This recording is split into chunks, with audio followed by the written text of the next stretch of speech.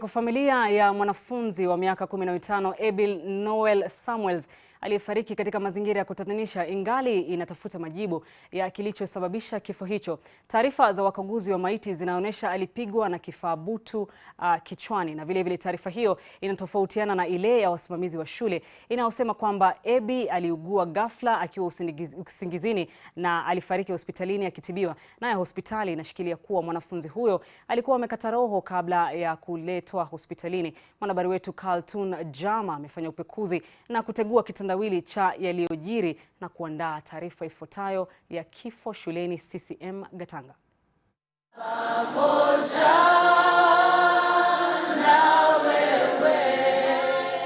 Tarehe 9 mwezi huu itasalia kumbukumbu kwa familia ya Ebbie Noelle Samuels, aliyekuwa mwanafunzi wa kidato cha kwanza katika shule ya upili ya wasichana ya CCM Gatanga iliyoko katika kaunti Murang'a. Kifo cha Ebbie kiliibua hisia tofauti baada ya picha na jumbe kusambaa katika mitandao ya kijamii.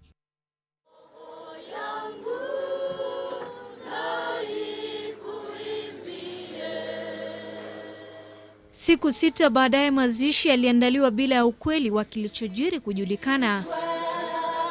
Ebbie alizikwa Ijumaa katika makaburi ya Lang'ata jijini Nairobi. She was always this energetic person. She was always happy. She was the kind of friend that you'd always need.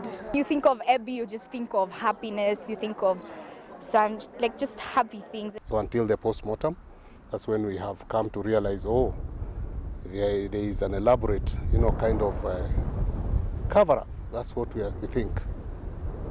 Because even the matron is not coming. We have not seen her. They have not even attended anything in church.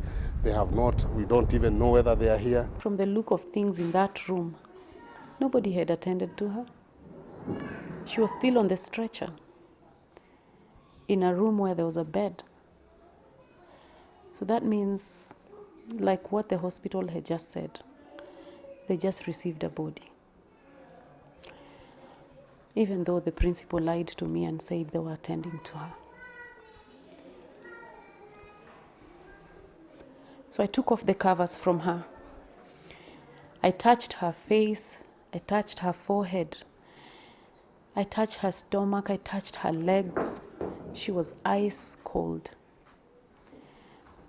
And her belly was up, it was swollen. So I asked, why is my baby's belly this high? Why? And of course nobody said a thing. So I told my friend, please tell everybody to leave. I just want to be here alone. I want to remain here with my child alone. Maybe she will tell me something. Maybe, just maybe she would even squeeze my hand. Familia ilitilia shaka maelezo yaliyotolewa na shule. Kulingana na mamake marehemu Martha Wanjiru, wasimamizi wa shule walisema wanafunzi wenza wa Ebbie walijaribu kumwamsha bila mafanikio na ndipo wakaomba usaidizi. I asked mwalimu, now we are here. Let's talk as women. Tell me, what really happened here?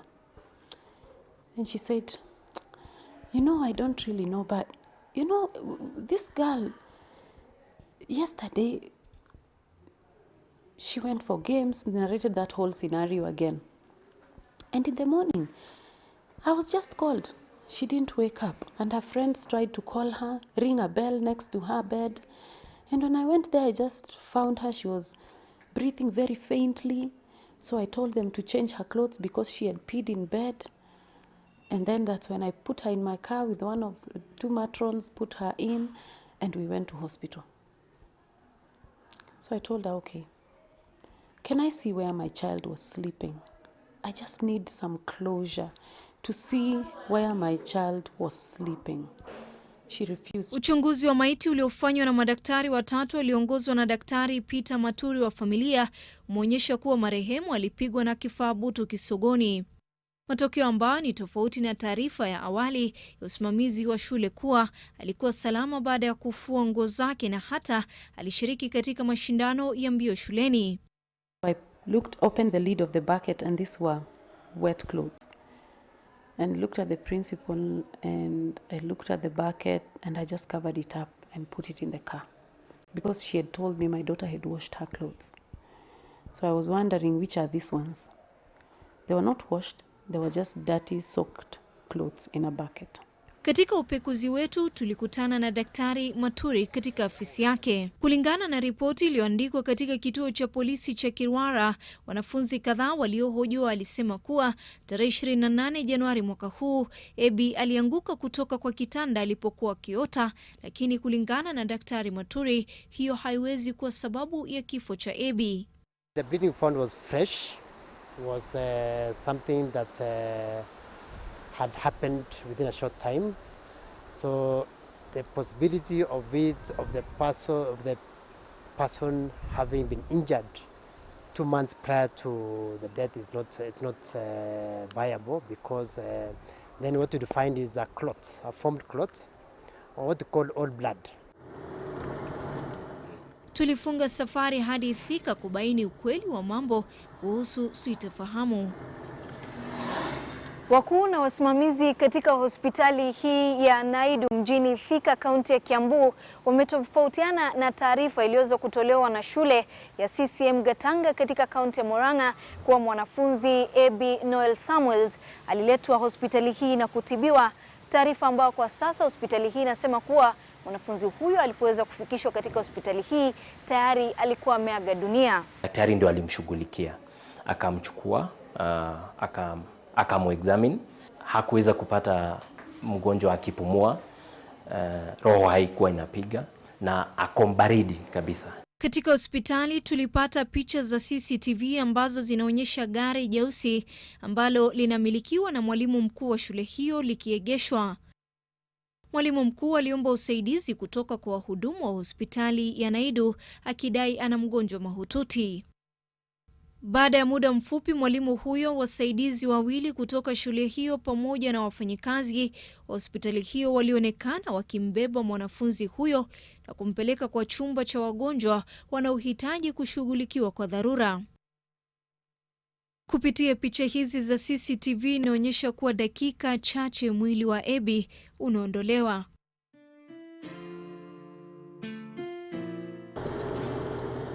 Pia tulifika katika shule ya CCM Gatanga iliyoko katika kaunti ya Murang'a, kilomita 22 kutoka hospitali ya Naidu mjini Thika, kutafuta majibu kutoka kwa wasimamizi wa shule kuhusu kilichojiri siku ya tukio. Hatukufua dafu, kwani mwalimu aliyekuwa kazini alitueleza mwalimu mkuu hayuko shuleni na swala hilo linashughulikiwa na maafisa wa usalama. Tulipoenda katika kituo cha polisi cha Kirwara hatukumpata afisa aliyekuwa kazini siku hiyo, na taarifa zaidi tungepata kutoka kwa OSPD Beatrice Kiraguri ambaye tulifahamishwa amehamishwa na sasa kituo kina OCPD mpya. Wakati huo huo tulibaini kuwa Kiraguri alikuwa anaishi katika uga wa shule hiyo ya CCM Gatanga. Ni nani alikuwa anaishi kwa shule? We were told kuna officer alikuwa anaishi ndani ya shule. The OSPD former, the one who was left. Yes. Oh, it's a she? Yes. She was the OSPD. She was housed in the school, but she already moved and she's already transferred. About the details of the case, yeah. She automatically. But I think there were very many media. Iwapo ripoti ya ukaguzi wa maiti ni ya kusadikiwa, je, nani alimpiga Ebbie Noelle kwa kifaa butu? Ni kwa nini OCPD aliyekuwekwa amehamishwa? Ni nani anajaribu kuficha ukweli, na je, wanafunzi waliosalia shuleni wako salama?